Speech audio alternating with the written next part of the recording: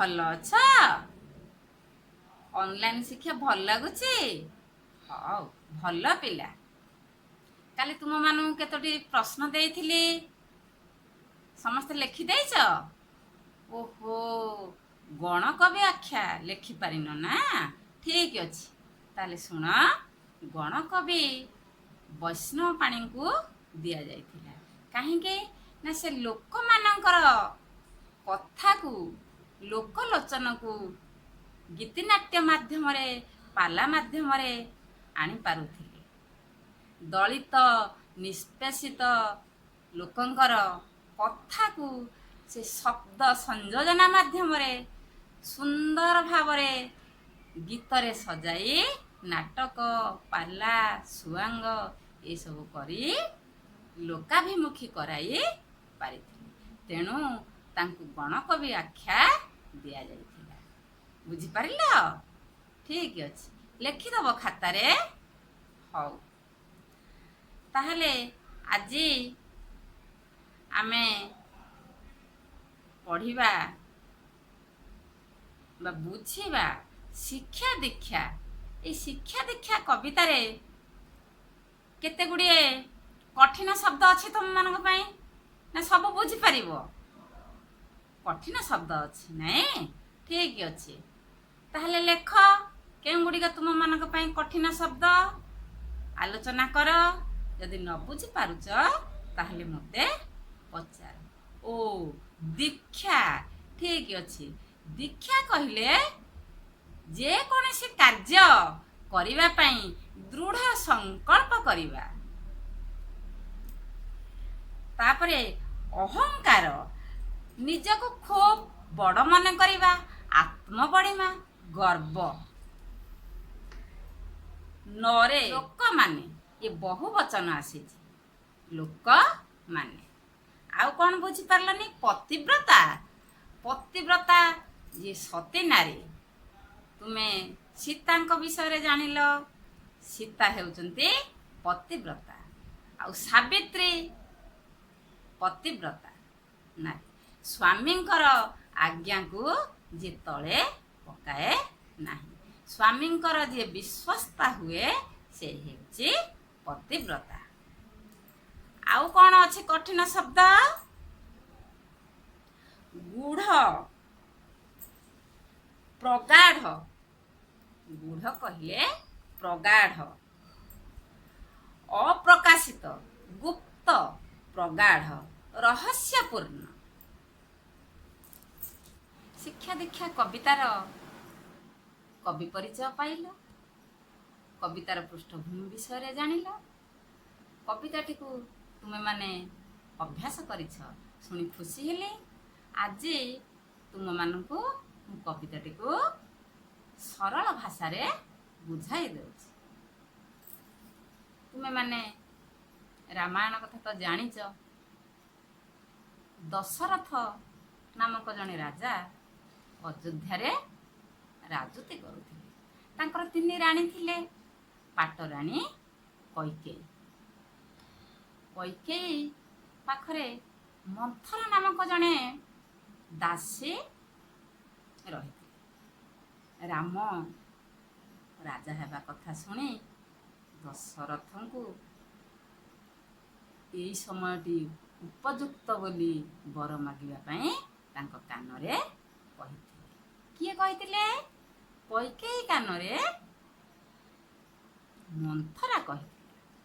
ମନ୍ଥରା ଦାସୀ କୈକେୟୀଙ୍କର କାନରେ ଯାଇ କହିଥିଲେ।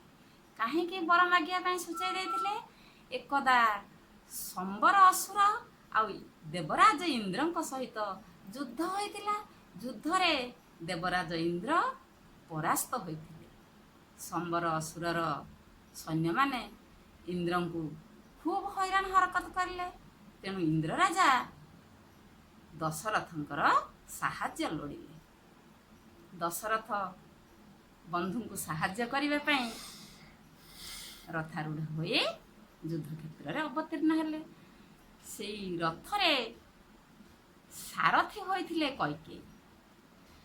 ସମ୍ବରର ସୈନ୍ୟମାନେ ଦଶରଥଙ୍କୁ ବି ଯୁଦ୍ଧରେ ଘାଇଲା କରିଦେଇଥିଲେ। କିନ୍ତୁ ଚାଲାକି କୈକେୟୀ ତାଙ୍କୁ ଅନ୍ୟତ୍ର ନେଇଯାଇଥିଲେ ଏବଂ ତାଙ୍କର ପ୍ରାଣ ରକ୍ଷା କରିଥିଲେ। ଏଥିରେ ଖୁସି ହୋଇ ଦଶରଥ ତାଙ୍କୁ ଦୁଇଟି ବର ମାଗିବା ପାଇଁ ଅଙ୍ଗୀକାର କରିଥିଲେ। ରାଣୀ କହିଥିଲେ ଯେ ମୁଁ ସୁବିଧା ଦେଖି ନିଶ୍ଚୟ ବର ଦୁଇଟି ମାଗିବି। ଏହି ସମୟରେ ମନ୍ଥରା କୈକେୟୀଙ୍କୁ ଶିକ୍ଷା ଦେଲା। କୈକେୟୀଙ୍କ କାନରେ କହିଲା, ମହାରାଣୀ, କାଲି ରାତି ପାହିଲେ ରାମଚନ୍ଦ୍ର ରାଜା ହେବ, କୌଶଲ୍ୟା ହେବେ ରାଜମାତା, ଆଉ ତୁମେ, ତେଣୁ ଏଇଟା ହିଁ ଉପଯୁକ୍ତ ସମୟ। ତୁମେ ରାଜାଙ୍କୁ ଦୁଇଟି ବର ମାଗିବ। ପ୍ରଥମ ବରଟି ଭରତ ଅଯୋଧ୍ୟାର ରାଜା ହେବ ଏବଂ ଦ୍ୱିତୀୟ ବରରେ ରାମଚନ୍ଦ୍ର ବନବାସ 14 ବର୍ଷ ଯାଇବେ। ଏହି କଥା ଶୁଣି କୈକେୟୀ ନିଜର ଆଭୂଷଣ ପରିତ୍ୟାଗ କରି ମାଟିରେ ଶୋଇଲେ। ଦଶରଥ ଭାବିଲେ, ରାତି ପାହିଲେ ରାମଚନ୍ଦ୍ର ରାଜା ହେବ, କ'ଣ ଏ ରାଣୀମାନେ କେହି ଜାଣିନାହାନ୍ତି? କାହିଁ ରାଣୀମାନଙ୍କର ତ କିଛି ଉଲ୍ଲାସ ମନୋଭାବ ଜଣାପଡ଼ୁନାହିଁ। ଜଣେ ଦାସୀକୁ ପଚାରିଲେ, କୁଆଡ଼େ ଗଲେ କୈକେୟୀ? ତ କୈକେୟୀଙ୍କୁ ବହୁତ ଭଲ ପାଆନ୍ତି ନା। ଯାଇକି ଦେଖିଲେ ଯେ ମାଟିରେ ଶୋଇଛନ୍ତି କୈକେୟୀ। ତାଙ୍କୁ ପଚାରିଲେ, ସେ କହିଲେ, ଆଗେ ଆପଣ ସତ୍ୟ କରନ୍ତୁ, ମୁଁ ଯେଉଁ ବର ମାଗିବି ମୋତେ ତାହା ପ୍ରଦାନ କରିବେ। ଦଶରଥ ଖୁସି ହେଇଗଲେ, ଏଇ କଥାକୁ ତୁମେ ରୁଷିଛ, ହଉ ଠିକ୍ ଅଛି। ସେ ଯେତେବେଳେ ବର ମାଗିଲେ, ପ୍ରଥମ ବର ଭରତ ଅଯୋଧ୍ୟାର ରାଜା ହେବ, ଦ୍ୱିତୀୟରେ ରାମଚନ୍ଦ୍ର 14 ବର୍ଷ ବନବାସ ଯିବ। ଏହି କଥା ଶୁଣି ମୁଣ୍ଡରେ ହାତ ଦେଲେ ରାଜା ଦଶରଥ। କାହାରି ମନରେ ସୁଖ ନେଇ ଏ କଥା ପ୍ରାଣର ପୁତ୍ର ଶ୍ରୀରାମଚନ୍ଦ୍ରଙ୍କ କାନରେ ବାଜିଲା। ଶ୍ରୀରାମଚନ୍ଦ୍ର ଆସି ପିତାଙ୍କ ନିକଟରେ ଉପସ୍ଥିତ ହେଲେ ଏବଂ ମାତାଙ୍କୁ କଥା ଦେଲେ, ହଁ, ମୁଁ ଏ ରାଜ ପୋଷାକ ପରିତ୍ୟାଗ କରି ବନବାସ ଗମନ କରୁଛି। ତେଣୁ ଶୁଣ, ମୁଁ ତୁମମାନଙ୍କୁ ସେଇ ଶିକ୍ଷା ଦୀକ୍ଷା କବିତାଟି କିପରି ରାମ ଦଶରଥଙ୍କର ସତ୍ୟ ରକ୍ଷା କରି ବନବାସ ଗମନ କଲେ, ଏହା ହେଉଛି ପ୍ରକୃତରେ ପିତୃ ଭକ୍ତି। ପିତାଙ୍କ ଠାରେ ତାଙ୍କର ଅଗାଧ ଭକ୍ତି ଥିଲା। ତେଣୁ ସେ ରାଜ ପରିଚ୍ଛଦ ପରିତ୍ୟାଗ କରି ଜଟା ବଳ୍କଳ ପରିଧାନ କରି ବନକୁ ଗମନ କରିବେ। ଶିକ୍ଷା କର ପିତୃଭକ୍ତି, ଦୀକ୍ଷା କର ଏହି ନୀତି, ଭିକ୍ଷା କର ପଛେ ସତ୍ୟ ବାଟ ନ ଛାଡ଼।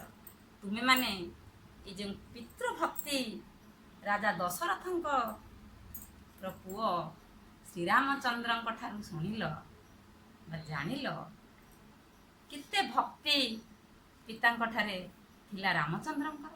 ତେଣୁ ବାପା ଯେହେତୁ କଥା ଦେଇଛନ୍ତି କୈକେୟୀଙ୍କୁ ଯେ ରାମଚନ୍ଦ୍ର 14 ବର୍ଷ ବନବାସ ଯିବେ ଏବଂ ଭରତ ଅଯୋଧ୍ୟାରେ ରାଜା ହେବେ, ଏହି କଥାର ସମ୍ମତି ଜଣେଇ ଦଶରଥଙ୍କୁ ବୁଝାସୁଝା କରି ରାମଚନ୍ଦ୍ର ବନଗମନ କରିଥିଲେ। ଭିକ୍ଷା ବରଂ କରିବ, କିନ୍ତୁ ସତକୁ କେବେ ହେଲେ ତୁମେମାନେ ହୁଡ଼ିବ ନାହିଁ। ସତ କହିବାକୁ କିଆଁ ଡରିବି, ସତ କହି ପଛେ ମଲେ ମରିବି। ମୋତେ ଏତିକି ଶିଖାଅ ସାଇଁ ହେ, ମୋର ଧନ ଜନ ଲୋଡ଼ା ନାହିଁ ହେ। ତେଣୁ ପିଲାମାନେ ସତ୍ୟ ପଥରୁ କେବେ ହେଲେ ହୁଡ଼ିବ ନାହିଁ। ଭାଇରେ ସ୍ନେହ କେମନ୍ତ ଦେଖିଲ କହ, ବୃଥା ଅହଙ୍କାରେ ନରେ ଆଉ ନ ପଡ଼। ରାମଚନ୍ଦ୍ର ଯେତେବେଳେ ବନବାସକୁ ବାହାରିଲେ, ତାଙ୍କର ଭାଇ ଅନୁଜ ଲକ୍ଷ୍ମଣ ମଧ୍ୟ ବାହାରିଲେ। ସେ କହିଲେ, ମୁଁ ବଡ଼ ଭାଇଙ୍କୁ ଛାଡ଼ିକିରି କେବେ ହେଲେ ରହିପାରିବି ନାହିଁ।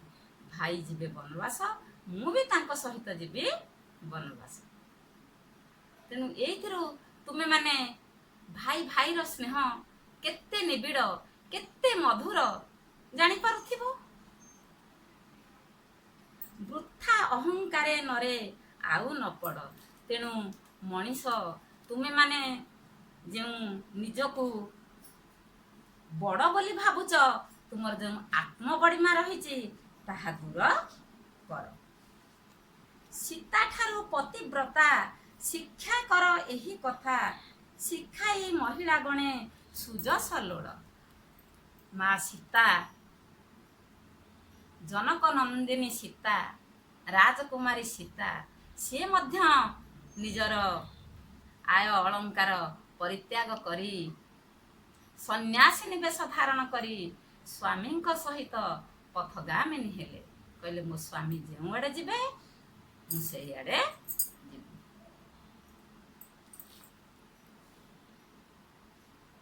ତେଣୁ ଏଇ ସମାଜର ମହିଳାମାନେ ଏହି ଗୁଣ ଶିକ୍ଷା କରନ୍ତୁ। ସୀତାଙ୍କ ଠାରୁ ପତିବ୍ରତା ଶିକ୍ଷା କରନ୍ତୁ।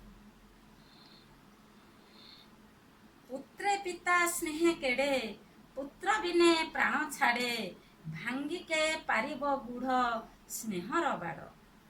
ରାମଚନ୍ଦ୍ର ବନବାସ ଗଲେ। ଏ କଥା ଯେତେବେଳେ ରାଜା ଦଶରଥ ଶୁଣିଲେ, ହା ପୁତ୍ର ରାମଚନ୍ଦ୍ର କହି ତାଙ୍କର ପ୍ରାଣବାୟୁ ଉଡ଼ିଗଲା। ତେଣୁ ଏଇଥିରୁ ତୁମେମାନେ ଜାଣୁଛ, ବାପା ଆଉ ପୁଅ ଏ ଉଭୟଙ୍କର କି ଅନାବିଳ ସ୍ନେହ, କି ଅନାବିଳ ପ୍ରେମ। ପିତା ପୁତ୍ର ଅନାବିଳ ସ୍ନେହ ବନ୍ଧନରେ ବାନ୍ଧି ହୋଇଥିଲେ। ତେଣୁ ବାପାଙ୍କର ସତ୍ୟ ରକ୍ଷା କରି ରାମଚନ୍ଦ୍ର ବନଗମନ କରିଲେ। ଆଉ ପୁତ୍ର ବନବାସ ଗଲା ବୋଲି ରାଜା ଦଶରଥ ହା ରାମଚନ୍ଦ୍ର କହି ତାଙ୍କର ପ୍ରାଣବାୟୁ ବାହାରିଗଲା।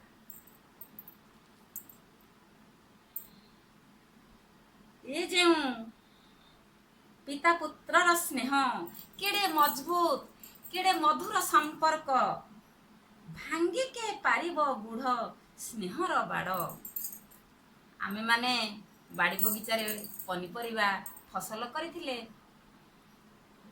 ତାର ସୁରକ୍ଷା ପାଇଁ ଶକ୍ତ ମଜବୁତ ବାଡ଼ ଦେଉଛେ। ଠିକ୍ ସେହିପରି ତାଠାରୁ ଆହୁରି ମଜବୁତ ପିତା ପୁତ୍ରର ସ୍ନେହ, ଭାଇର ସମ୍ପର୍କ କେତେ ମଧୁର, କେତେ ନିବିଡ଼ ଏ ସମ୍ପର୍କ। ତେଣୁ ଲକ୍ଷ୍ମଣ ରାମଚନ୍ଦ୍ରଙ୍କ ସହିତ ବନଗମନ କରିଥିଲେ। ସିଏ ତ ଚାହିଁଥିଲେ, ମୁଁ ରାଜକୁମାର, ମୁଁ କାହିଁକି ଭାଇ ସାଙ୍ଗରେ ବନଗମନ କରିବି? ନା ନା, ଭାଇ ଯୁଆଡ଼େ ଯିବେ ମୁଁ ହିଁ ସିଆଡ଼େ ଯିବି। ଭାଇର ବନ୍ଧନ କେତେ ନିବିଡ଼ ସେ ସମ୍ପର୍କ, କେତେ ମଧୁର ସେ ସମ୍ପର୍କ। ଶିକ୍ଷା ଦୀକ୍ଷାର ପ୍ରଥମ ପଦଟି ବୁଝିଲ? ତୁମମାନଙ୍କୁ କେତୋଟି ପ୍ରଶ୍ନ ଦେଉଛି, ତାର ଉତ୍ତର ଖାତାରେ ଲେଖିବ। ଆଉ ତୁମେମାନେ ବି କେତୋଟି ପ୍ରଶ୍ନ ତିଆରି କରିବ। ଲେଖ, ଶ୍ରୀରାମଚନ୍ଦ୍ରଙ୍କ ପିତାଙ୍କ ନାମ କ'ଣ ଥିଲା? ଶ୍ରୀରାମଙ୍କ ସହିତ ବନବାସରେ କିଏ କିଏ ଯାଇଥିଲେ? ରାମଚନ୍ଦ୍ର ବନବାସ ଗଲା ସମୟରେ ଭରତ କେଉଁଠାରେ ଥିଲେ? ଭରତଙ୍କ ମାତାଙ୍କ ନାମ କ'ଣ? ଦଶରଥଙ୍କ ମୃତ୍ୟୁର କାରଣ କ'ଣ ଥିଲା ବୋଲି ତୁମେମାନେ ଭାବୁଛ?